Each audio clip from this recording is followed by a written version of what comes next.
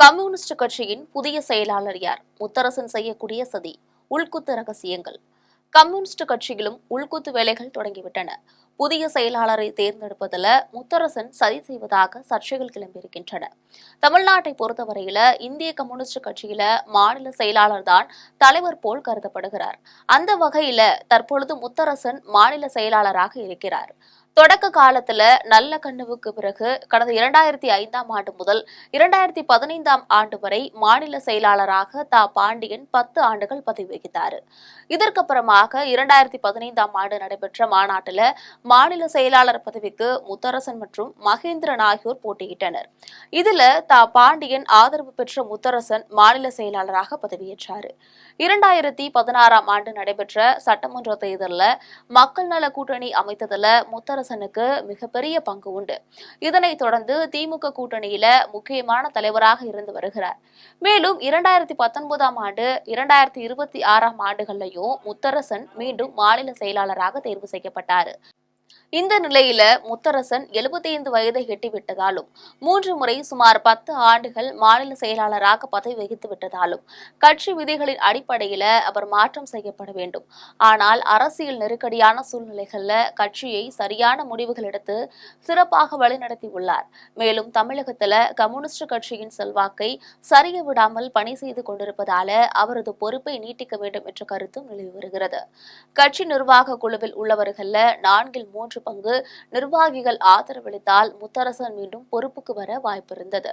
இந்த நிலையில முத்தரசன் மாநில செயலாளர் பொறுப்பிலிருந்து விலகினால் அடுத்த மாநில செயலாளராக யார் பொறுப்புக்கு வருவார்கள் என்ற கேள்விகள் இருந்திருக்கு. ஏற்கனவே மாநில செயலாளர் பதவிக்கு முத்தரசனை எதிர்த்து போட்டியிட்ட மகேந்திரன் தற்போது கட்சியின் தீவிர செயல்பாடுகளிலிருந்து ஒதுங்கியிருக்காரு. மேலும் தன்னுடைய அதிருப்தியை வெளிப்படுத்துவதாக சமூக வலைதளங்கள்ல பதிவுகளையுமே வெளியிட்டு வருகிறார்.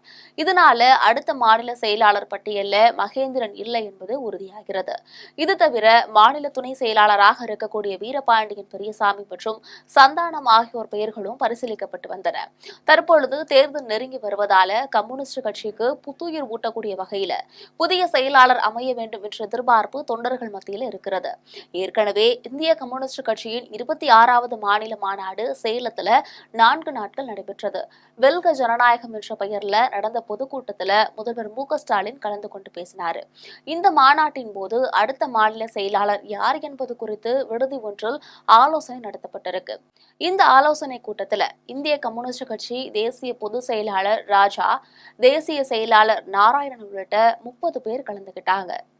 அப்பொழுது புதிய செயலாளர் தேர்ந்தெடுக்கக்கூடிய ஆலோசனையில மிகப்பெரிய வாக்குவாதமும் கருத்து வேறுபாடுகளும் ஏற்பட்டுச்சு.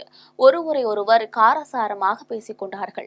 முத்தரசனுக்கு 75 வயது ஆகிவிட்டதால் கட்சி சட்டப்படி அவர் மீண்டும் போட்டியிட முடியாது. இது மட்டுமல்லாமல் கட்சியில 131 நிர்வாக குழு உறுப்பினர்கள் இருக்கிறாங்க. இதுல 4/3 பங்கு உறுப்பினர்கள் ஆதரித்தால் மட்டுமே முத்தரசன் மாநில செயலாளராக மீண்டும் தேர்வு செய்ய முடியும். இதற்கு நிர்வாக குழு உறுப்பினராக முத்தரசன் பொறுப்பில் இருக்க வேண்டும். ஆனால் அவர் அந்த பொறுப்புல இல்லை என்பதால் அவரால் மீண்டும் மாநில செயலாளர் பதவிக்கு போட்டியிட முடியாது என்ற கருத்து முன்வைத்து பேசப்பட்டிருக்கு. இதனைத் தொடர்ந்து முத்தரசன் தன்னுடைய ஆதரவாளர் சந்தானத்தை மாநில செயலாளராக தேர்வு செய்ய வேண்டும் என பேசியிருக்காரு. ஆனால் அதே சமயம் வீரபாண்டியன் பெரியசாமி மூர்த்தி ஆகிய மூவரும் போட்டி களத்தில் குதித்தனர். இவர்கள் ஒவ்வொருவரும் மாநில செயலாளர் பதவிக்கு போட்டி போட்ட நிலையில ஒரு மனதாக எந்த முடிவும் எடுக்கப்படவில்லை. எனவே மாநில செயலாளர் பதவி தேர்வு 3 மாதங்களுக்கு தள்ளி வைக்கப்பட்டிருக்கு.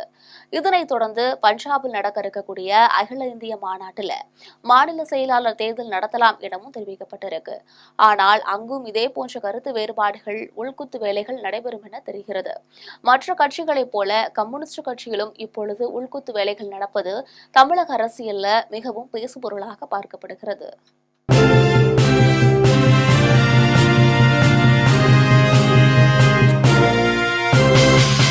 உடனுக்குடன் அப்டேட் தெரிந்து கொள்ள ஜெம் டிவி தமிழ் ஆப்பை இன்ஸ்டால் செய்யவும்.